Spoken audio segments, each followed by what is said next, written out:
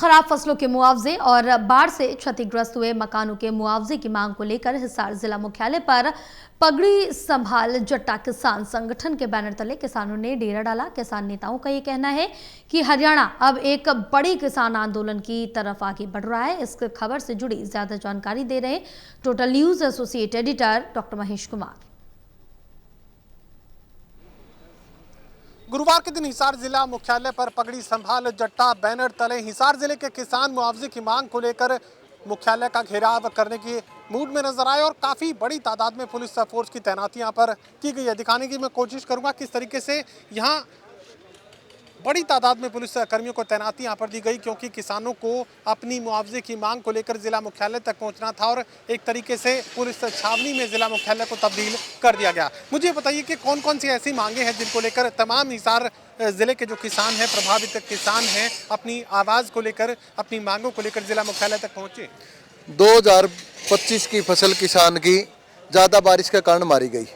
आज उन बातों ने भी 6 महीने के करीब बोलिया। हमने बहुत सारे ज्ञापन दिए, बहुत बार अधिकारियों तक मिलने के लिए आए, लेकिन जो क्लेम देना था कंपनी ने वो नाम मात्र के किसानों के खातों में दिया। और बड़े कमाल की बात है, आज ये पता लगने लग रहा है कि किसान साथी हमारे आके बताने लग रहे हैं कि 235 रुपये भी क्लेम आया है, 427 रुपये भी क्लेम आया है, 243 रुपये भी क्लेम आया है। तो कंपनी का क्लेम देने का मूड नहीं। हमने 6 महीने बाद देखा। आज पगड़ी संभाल जट्टा किसान संघर्ष समिति ने तय कराया कि हम यहाँ पे मोर्चा लगाने के लिए आए हैं। प्रशासन का क्या रुख रहता है, उस रुख के बाद में हम स्पष्ट करेंगे कि या तो हम पक्के तौर पे बैठेंगे यहाँ पे, जिस तरह 2023 में हम यहाँ पे बैठ के कंपनी पे 700 करोड़ रुपये लेने में कामयाब हो गए थे, उसे तरिया दोबारा ये गेट बंद करने पड़ेंगे मना लगा है, क्योंकि कंपनी का क्लेम देने का मूड नहीं है। आज हम वो किसान को क्लेम मिले, वो मुआवजा मिले, इस मांग को लेकर यहाँ पे पगड़ी संभाल जट्टा किसान संघर्ष समिति के नेतृत्व में किसान इकट्ठा हुए हैं। बाढ़ग्रस्त इलाकों में काफी ज्यादा नुकसान किसानों को झेलना पड़ा था, फसलें बर्बाद हुई, मकान तबाह हुए, लेकिन मुआवजे के नाम पर कुछ भी किसान हासिल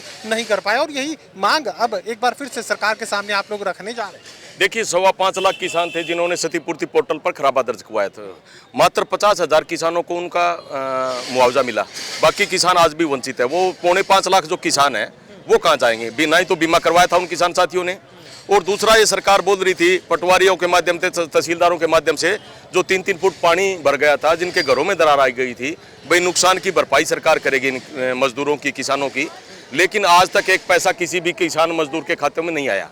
वो किसान आज कर्जे के नीचे दबा हुआ है। वो मकान की कैसे भरपाई करेंगे, कैसे उनका परिवार का पालन पोषण करेंगे?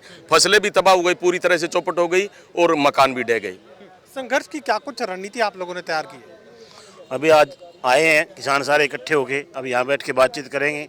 अभी डी साहब से मीटिंग होगी, जैसा वो आगे क्या आश्वासन देते हैं उसका बड़ा फैसला आगे लिया जाएगा, उसके बाद में अगला फैसला लेंगे। ये संघर्ष किस दिशा में आगे बढ़ सकता है? देखिए, बीजेपी सरकार है जो लगातार लोकल भावनी बातें तो करती रही है, मगर अब धरातल पे जो नज़र आ रहा है, ना मजदूरों को बख्शा जा रहा है, ना किसानों को बख्शा जा रहा है।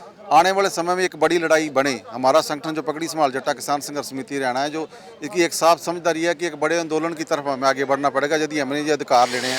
और बीमा कंपनियां शरेआम किसान की लूट कर रही हैं, तो सरकार सोई हुई है। सरकार के नुमाइंदों की यहाँ हिस्सेदारी है कंपनियों के अंदर।